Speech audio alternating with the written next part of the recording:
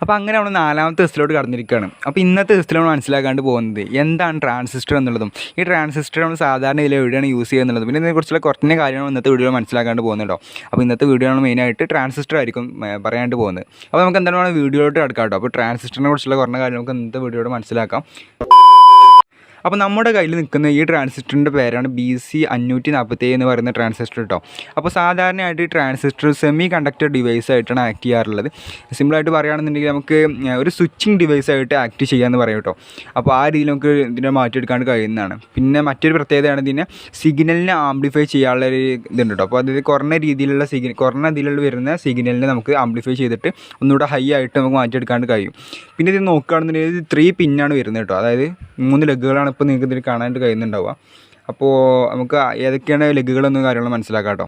അപ്പോൾ ഇതിൽ വരുന്ന 3 ലെഗുകളാണ് എമിറ്റർ ഉണ്ട്, ബേസ് ഉണ്ട്, കളക്ടർ ഉണ്ട്. അപ്പോൾ ഈ അങ്ങനെ 3 പിന്നുകളാണ് ഇതിന് വരുന്നത്. അപ്പോൾ അതിൽ ഇപ്പോൾ നിങ്ങൾ കണ്ടുകൊണ്ടിരിക്കുന്ന ഈ ലെഗാണ് നമുക്ക് എമിറ്റർ എന്നുള്ള ലെഗ് കേട്ടോ. പിന്നെ സെൻറ്ററിലുള്ളതാണ് ബേസ്, പിന്നെ ഉള്ളതാണ് കളക്ടർ. അപ്പോൾ അങ്ങനെ 3 ലെഗുകളാണ് ഇതിലോട്ട് വരുന്നത്. അപ്പോൾ ആ രീതിയിലാണ് ഇത് സിമ്പിളായിട്ട് നമ്മൾ ട്രാൻസിസ്റ്ററിനെ കുറിച്ച് പറയാനുള്ളത് കേട്ടോ. പിന്നെ നമുക്ക് ഇതിനെക്കുറിച്ചുള്ള പ്രൊജക്റ്റുകൾ ചിലപ്പോൾ നിങ്ങൾ വീഡിയോയിലൊക്കെ ആയിട്ട് കണ്ടിട്ടുണ്ടോ. അതായത് സിമ്പിൾ സ്വിച്ച് രീതിയിലൊക്കെ പ്രവർത്തിക്കുന്ന കുറച്ച് പ്രൊജക്റ്റുകളൊക്കെ ആയിട്ട് അങ്ങനെയൊക്കെ നമ്മൾ സാധാരണ യൂസ് ചെയ്യാറുണ്ട്. അപ്പോൾ എന്തായാലും നമ്മൾ ട്രാൻസിസ്റ്ററിനെ കുറിച്ച് സിമ്പിളായിട്ടുള്ള കാര്യങ്ങൾ ഇത്ര തന്നെ ആയിരുന്നു. അപ്പോൾ ഇനിയുള്ള നമ്മൾ വീഡിയോ ചെയ്യുന്ന സമയത്ത് ട്രാൻസിസ്റ്റർ യൂസ് ചെയ്താണ് എന്തെങ്കിലും ചെറിയ പ്രൊജക്റ്റും കാര്യങ്ങൾ ചെയ്യാനായിട്ട് പറ്റുമോ എന്നുള്ള കാര്യങ്ങളൊക്കെ ഒന്ന് നോക്കുന്നുണ്ട്. അപ്പോൾ എന്തായാലും നമ്മൾ കുറച്ച് ട്രാൻസിസ്റ്ററൊക്കെ എടുത്തിട്ടുണ്ടോ. അപ്പോൾ നമ്മൾ യൂസ് ചെയ്തിട്ടുള്ള ട്രാൻസിസ്റ്റർ വേറെ തന്നെ ഉണ്ടായിരുന്നു. ഇതാണ് നമ്മൾ യൂസ് ചെയ്തിട്ടുണ്ടായിരുന്നു.